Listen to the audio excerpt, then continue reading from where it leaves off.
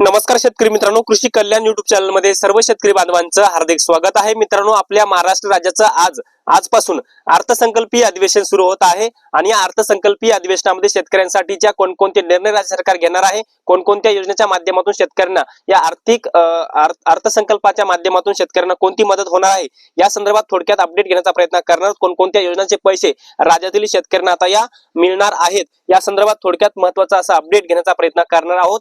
तर नमस्कार, मी ज्ञानेश्वर सवंडकर स्वागत करतो कृषी कल्याण युट्यूब चॅनल मध्ये। सर्व शेतकरी बांधवांना एकच विनंती आहे, व्हिडिओ शेवटपर्यंत बघा। चॅनलवर जर नवीन असाल तर नक्की सबस्क्राइब करायला विसरू नका। तर मित्रांनो, चला तर व्हिडिओला सुरुवात करूया। तर मित्रांनो, आजपासून राज्याचं अर्थसंकल्पीय अधिवेशन सुरू होत आहे आणि हे अर्थसंकल्पीय अधिवेशन 6 मार्च पर्यंत चालणार आहे।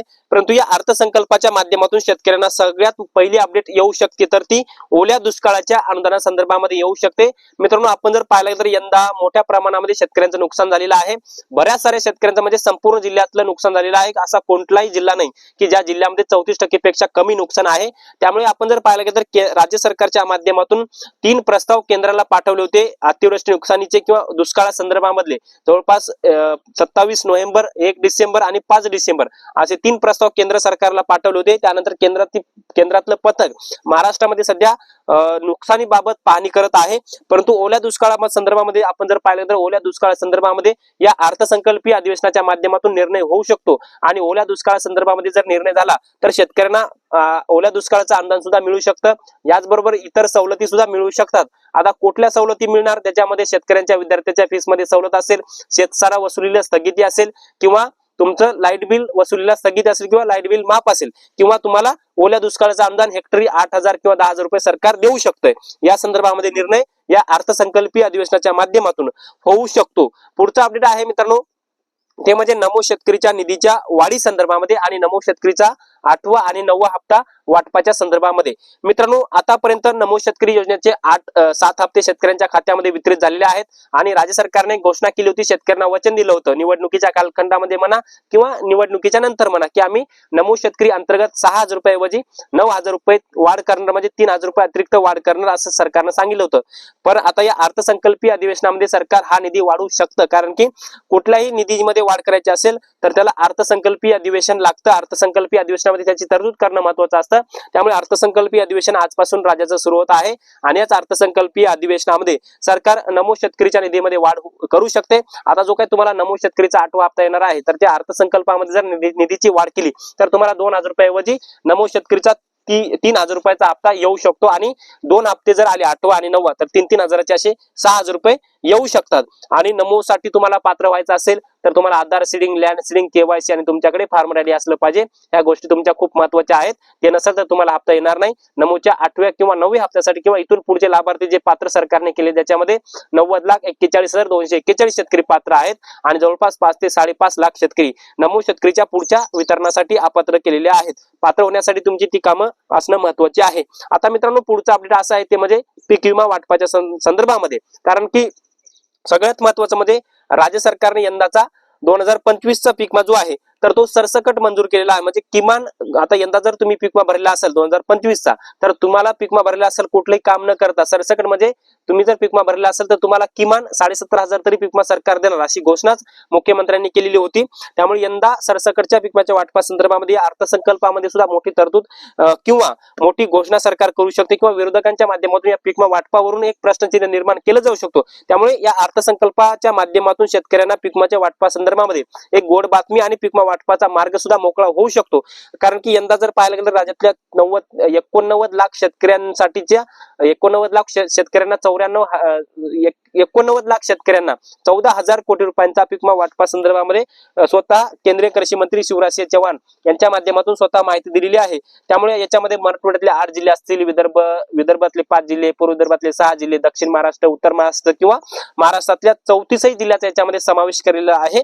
आणि महाराष्ट्रातल्या 34 जिल्ह्यातील शेतकऱ्यांना ज्या पिकाची उंबरठा, कारण की महाराष्ट्र सरकारच्या माध्यमातून किंवा कृषी विभागाच्या माध्यमातून केंद्राला उंबरठा उत्पन्नाची माहिती ऑलरेडी 1 ते 1.5 महिना झाला सादर केलेली आहे, ज्याच्यामध्ये संपूर्ण पिके आहेत, म्हणजे कपाशी आणि तूर सोडून बाकी सगळे पिके, कारण की दीर्घ कालावधीची पिके त्यांची माहिती फेब्रुवारी आणि मार्च मध्ये येत असते, परंतु सोयाबीन असेल, मूग असेल, उडीद असेल, ज्वारी असेल, बाजरी असेल, मका असेल, कांदा असेल, या सर्व पिकाची उंबरठा उत्पादनाची माहिती केंद्राला ऑलरेडी सादर झालेली आहे.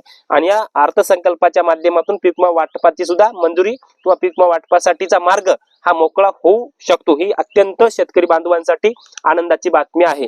मित्रांनो, पुढचा अपडेट खूप महत्वाचा आहे. या अर्थसंकल्पाच्या माध्यमातून शेतकरी कर्जमाफीसाठीचा निर्णय घेतला जाणार आहे.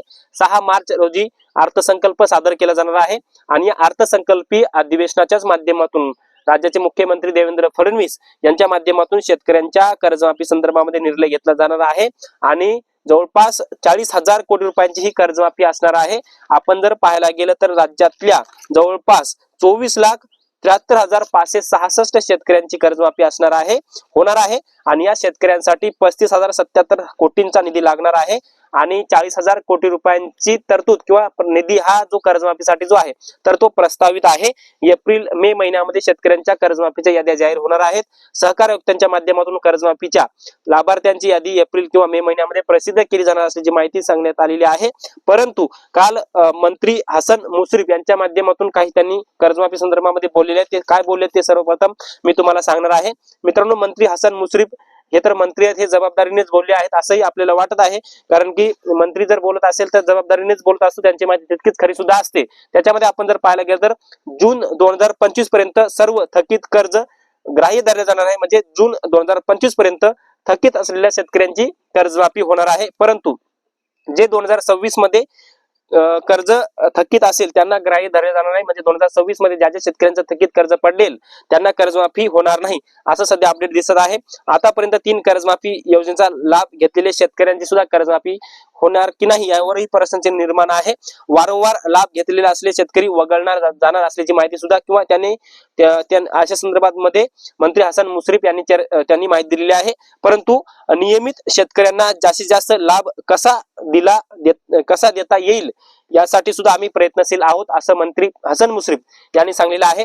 आतापर्यंत 3 कर्जमाफ्या झालेल्या आहेत, 2008, 2017 आणि 2019. या 3 कर्जमाफीचा आतापर्यंत ज्या शेतकऱ्यांनी लाभ घेतलेला आहे या शेतकऱ्यांना कर्जमाफी देता येईल, म्हणजे त्या शेतकऱ्यांसंदर्भामध्ये कोणता निर्णय होईल याकडे बघण्यासारखं आहे. परंतु नैसर्गिक आपत्तीसह किंवा इतर कारणासह कर्जाची परतफेड करणे शक्य झाले नाही त्यांची कर्जमाफी झाली पाहिजे अशी माहिती सुद्धा मंत्री हसन मुश्रीफ यांनी दिलेली आहे. किंवा तिन्ही कर्जमाफीचे परत त्याचे चेहरे दिसत असतील तर त्यावरही निर्णय योग्य व्हावा यावरही मंत्री हसन मुश्रीफ यांनी माहिती दिलेली आहे. परंतु कर्जमाफीसाठी जे काही सहकार विभागाने स्पष्टता दिलेली आहे त्याच्यामध्ये सांगलेलं आहे की 40,000 कोटींचा निधी प्रस्तावित केलेला आहे आणि 24,73,000 शेतकऱ्यांसाठी हा निधी वापरला जाणार आहे आणि जवळपास नियमित कर्जदार शेतकऱ्यांना 50,000 रुपयांचं प्रोत्साहन अनुदान राज्य सरकार देणार आहे. परंतु आजपासून राज्याचं अर्थसंकल्पीय अधिवेशन सुरू होत आहे. या अर्थसंकल्पामध्ये लाडकी बहिणीच्या निधीच्या वाढीबाबत तरतूद असेल किंवा शेतकऱ्यांसाठी इतर कल्याणकारी योजना राबवणे असेल, नमूद शेतकऱ्याच्या निधीमध्ये वाढ असेल किंवा ओला दुष्काळाच्या अनुदानाबाबत निर्णय असेल तर हे सगळे स्पष्ट होणार आहेत. आता या अर्थसंकल्पामधून शेतकऱ्यांना कोणकोणतं काय काय मिळतं हे सुद्धा बघण्यासारखं आहे. आजपासून राज्याचं अर्थसंकल्पीय अधिवेशन सुरू होत आहे आणि 6 मार्च पर्यंत राज्याचं अर्थसंकल्पीय अधिवेशन चालणार आहे. तर मित्रांनो, तुम्हाला शेतकरी बांधवांनो, तुम्हाला या अर्थसंकल्पामध्ये काय काय अपेक्षा, या अर्थसंकल्पामधून एक शेतकरी म्हणून तुम्हाला कोणती अपेक्षा आहे हे कमेंट्स मध्ये नक्की कळवा. व्हिडिओ जर आवडला असेल तर एक लाईक करा. प्रत्येक शेतकरी बांधवांपर्यंत महत्त्वाची अशी माहिती शेअर करा. या माहितीसह मी तुर्तास ते थांबतो. तोपर्यंत आपल्या सर्वांचे मनापासून धन्यवाद.